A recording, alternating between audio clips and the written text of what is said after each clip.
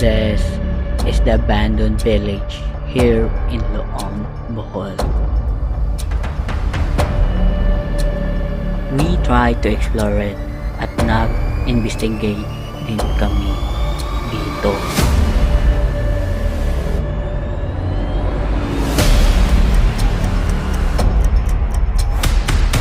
So guys, papunta na kami doon.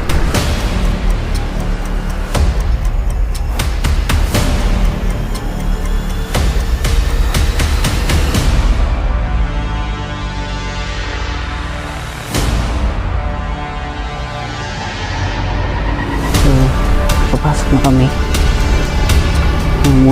Try natin mag-investigate.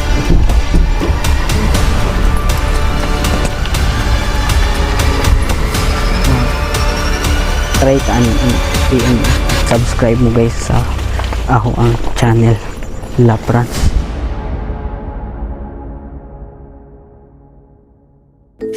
Ang Moalong Village sa Loon, Bohol ay isang lumang pamayanan na dating tinitirhan ng mga mangingisda. Dito rin naganap ang isang matagumpay na ambush laban sa mga Hapones noong World War II. Ngunit noong 2013 matapos tumama ang isang napakalakas na magnitude 7.2 na lindol sa Bohol. Ng closed circuit television o CCTV ang ilang tagpo sa Tagbilaran Port nang maganap ang 7.2 na lindol nitong Martes. Na nagdulot ng matinding pinsala sa mga bahay, kalsada at sa Moalong Bridge. Dahil sa panganib at hindi naligtas na kondisyon ng lugar, napilitan ang mga residente na lumikas at lumipat sa mas ligtas na komunidad. Sinubukan pa itong tirhan noon, pero dahil sa mga bagyo at panganib sa lugar, napilitan din silang lumikas hanggang sa tuluyan na itong naabandona. Ngayon, unti-unti nang nilalamon ng katahimikan at kalikasan ang dating masiglang komunidad.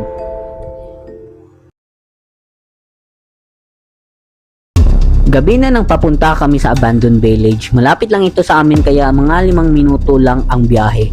Dalawa lang kaming mag-explore kaya mabilis at maingat lang ang aming gagawing exploration. So guys, ngayon nandito na kami sa abandoned village. So ito na. Naikuan. So munang nakita na namo. Sunto ko na. Let's go. Inuna naming puntahan ang bahaging malapit sa baybayin. Lila lang ang mga bahay doon at karamihan ay sira-sira na. Habang papalapit kami, naging mas maingat ang aming paglalakad dahil baka may maapakan kaming mga ahas o matutulis na bagay sa paligid. At pagdating namin sa abandoned village, ito agad ang bumungad sa amin. Saan na nato pagdambo ka? Ano man? Yan. Ay, ito na. Tari tanak. Aray ko na.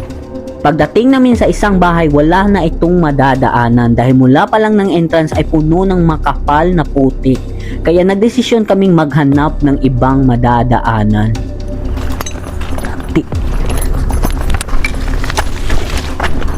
Lihidan yun. Ari naman.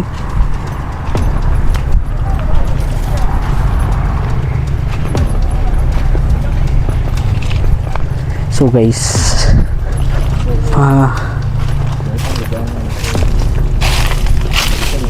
padong kami sa abandon. Ito agad ang bumungad sa amin. Masidlan na ito, Martin.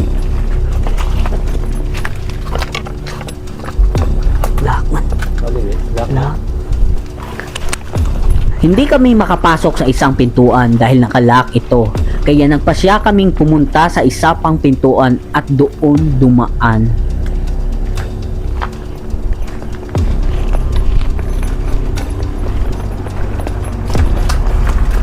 Lock siya guys.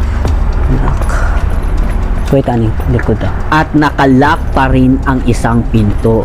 Kaya naghanap ako ng ibang madadaanan at pumunta kami sa likod ng bahay. At pagpunta namin sa likod ng bahay, ito agad ang bumungad sa amin. Marami pang mga bahay na sira-sira, may mga gamit na naiwan at halatang pinabayaan na ito ng matagal. So, naka guys, napandaghang mga debris diri guys. Ano pa yung mga gamit? Guba ang ano ni Pumar Pum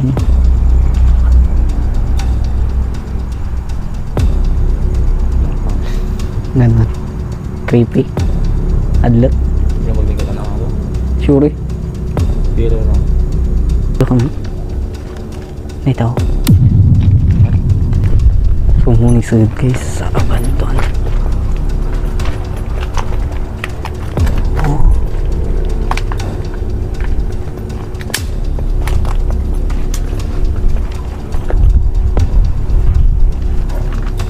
Gulain, paminaw na eh. Ha? Gulain, paminaw na ano. Ani? Galaing pamino din mo Pero ay something no? Di may kasud guys kay lock ang mga portahan tapos ang pati ang bintana lock. At dahil wala kaming nakitang daanan, nagdesisyon kaming mag-explore na lang sa paligid ng bahay. At maya-maya may narinig akong mga footstep. Mga gamit pa nila.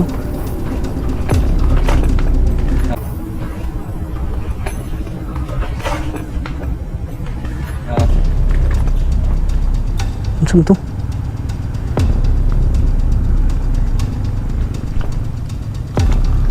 Hindi ko na lang ito pinansin. Nagpatuloy ako sa pagbibideo at pagkatapos ay nagdesisyon kaming pumunta sa kabilang bahagi ng abandoned village. Balita sa pikas. Mat. Ano pa itong pikas man? At pagbalik namin sa harapan ng bahay, may napansin ang kasama kong si MJ. Ha, Mike?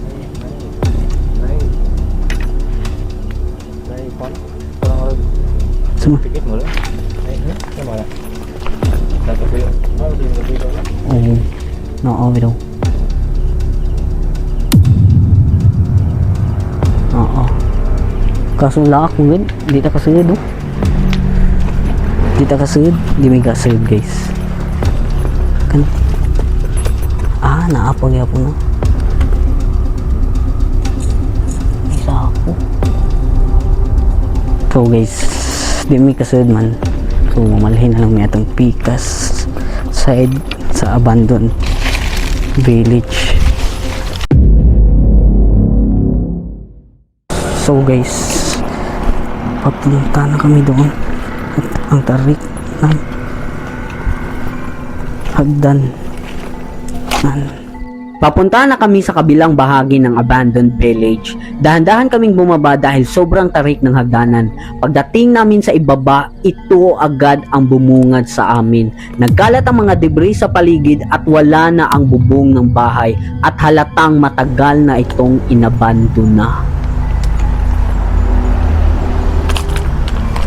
Mga daghan ng mga debris sa munang bahay guys.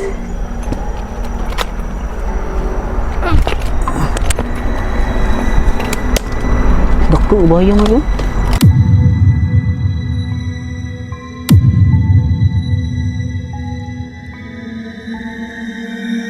So, kapasok na kami. Muna yung palikuran. Pagkatapos kong i-explore ang CR, dumiretso agad ako sa kusina at ito ang nakita ko.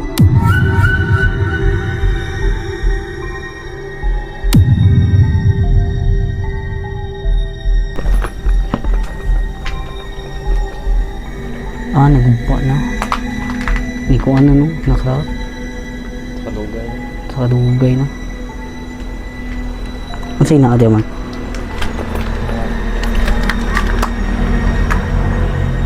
Manira.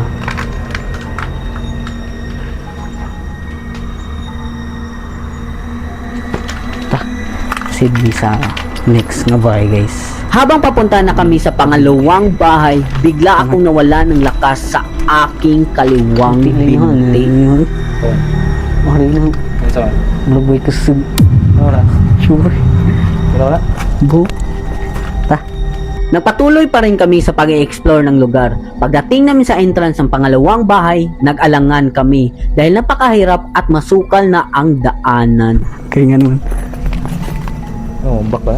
Yati. Yung huwag kang hadlock na. Kinimay ka? Pagdating namin sa pangalawang bahay, ito agad ang bumungad sa amin.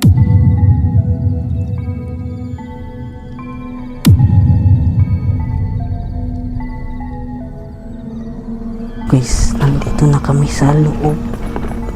Sira-sira ng mga pader, may kalawangin na yero at wala na ang sahig sa second floor. Pati ang hagdan papunta roon ay halos gumuho na.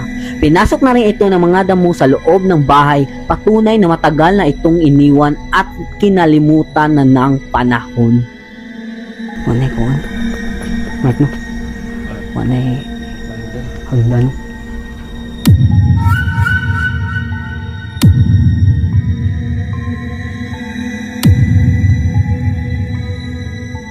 Di natakagida no? Nakahanap ko ano? Tanaman. Hari lang. Ito ka ng mga minsan ni sa una nila marang magpuan na ni budiga siguro nila lang na or marag Kusina nila. kusina lagi no?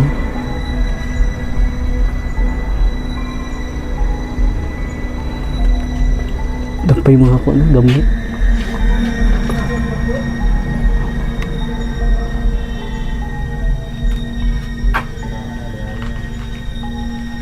Sorry. Karaan na ka sorry. So, sa next kami ng bahay guys. Sa next na. Let's go. At pagkatapos namin explorein ang pangalawang bahay, dumiretso na agad kami sa pangatlong bahay. Pagdating namin doon, ito agad ang bumungad sa amin. Wala na mga sahig at wasak na ang bubong. At ang paligid ay puno ng mga putik. Hindi na kami makakadaan dahil ang paligid ay puno ng putik. Kaya naman naghanap kami ng ibang madadaanan. So, nakakita ng lagyanan nun guys.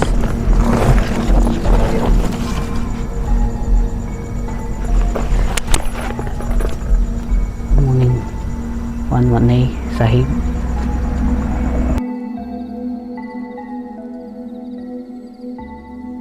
Habang papunta na ako sa pang-apat na bahay, may nakita ako mga gamit. Mga gamit nila guys. Mark, basta ka. Nagpatuloy ako sa paglalakad at pagdating ko sa pang-apat na bahay, ito agad ang nakita ko.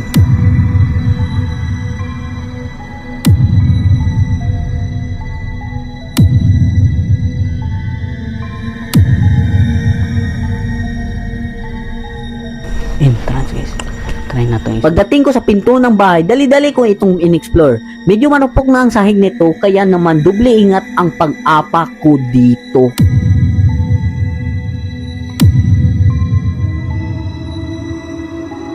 So muna yung pang-apa na bahay. Hindi na ko kadungog dito guys kay mga gabok na isang mga kahoy. Delikado na. Ito ang CR. May kadungog ito. So okay pa yung mga kuan. Mark, kani ba? Okay pa bag-uhay pa musog ni. Sa mga kuan diri ba? Ni. No. Bag-uhay pa ni. Kani may nangagabo. Puyuan mag-bakwetro. O so wana ni pa balik. Doon may dagat. O jud kung kuan bahaanan ni diri. Kung kuan no, bahaanan.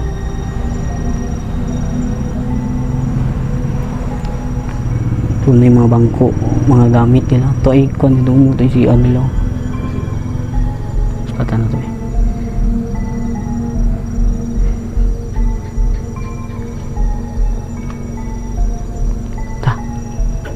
Balita itong kuan, try natin mag-investigate. Mga ba? Try na mong mag-investigate kaysa ano nga ba subscribe mo guys sa ako ang channel Laprans. I-hit ninyo 1k subscribe. Let's go.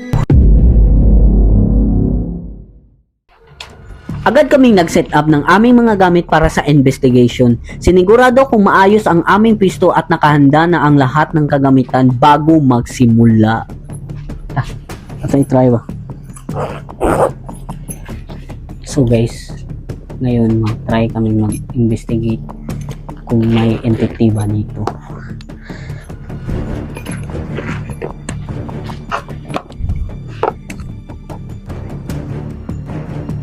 So, muna yung gigamit.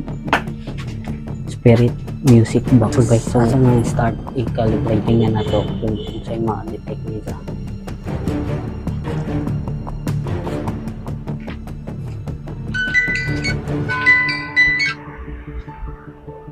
Mailan man guys, kay umukuha ng EMF na yun na-detect sila something na mga frequency, energy. Nagsimula na ako mag-imbestiga sa paligid at dala-dala ko ang aking cellphone na may naka-install na spirit music box. Tutunog ito kapag may nadidetect na anumang entity sa paligid at in-explain ko ito kay MJ. At pagkatapos kong mag-explain, tumunog ang spirit music box. Di ba? Makadetect na i-energy.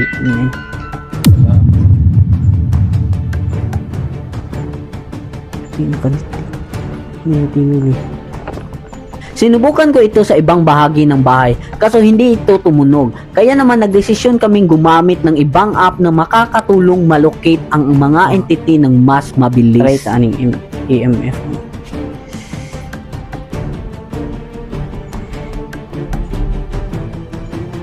Kani try na mo kani nga app.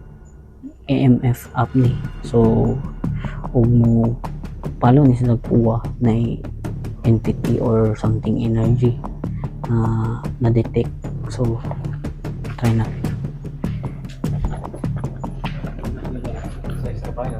Awan na to. Katong dito, no? Pero hindi pa rin ito nakaka-detect. Kaya naman nagdesisyon kaming lumipat sa kabilang bahagi ng abandoned village para doon ilipat ang investigation. So guys, I'm gonna try to investigate yung abandoned. Right down.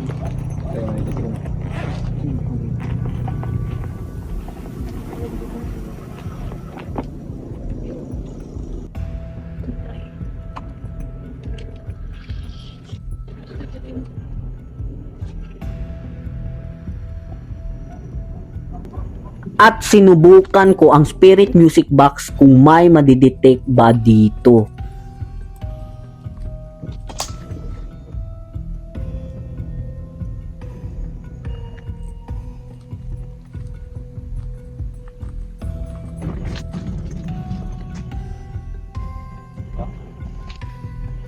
Pero wala pa rin itong nade-detect. Ruma na no? At maya-maya may na-detect ang spirit music box.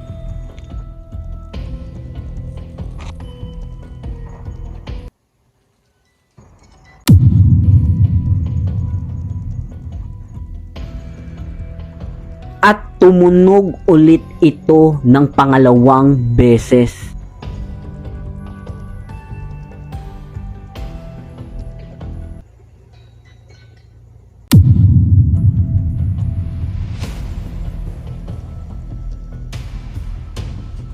Sinubukan ko itong ilipat sa ibang bahagi ng bahay at maya-maya tumunog ulit ito ng pangatlong beses.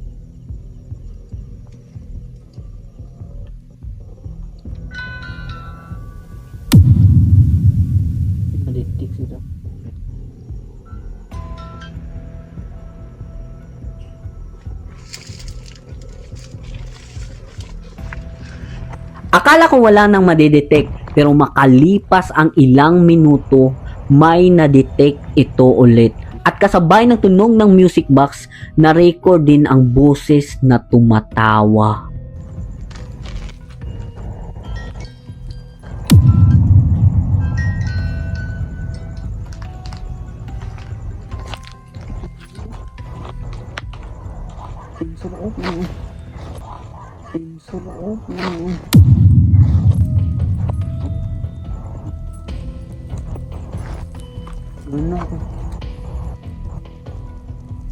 Pagkatapos namin mag-imbestigan, nag-alay kami ng dasal para sa mga kaluluwa o elementong naroroon. Humingi kami ng paumanhin kung may naisturbo man kami at nagpasalamat sa ligtas ng pag-investigate. Pagkatapos nito, napagdesisyon na namin na umalis dahil lumalalim na ang gabi. Hanggang ngayon, palaisipan pa rin sa amin ang mga nangyari sa gabing iyon.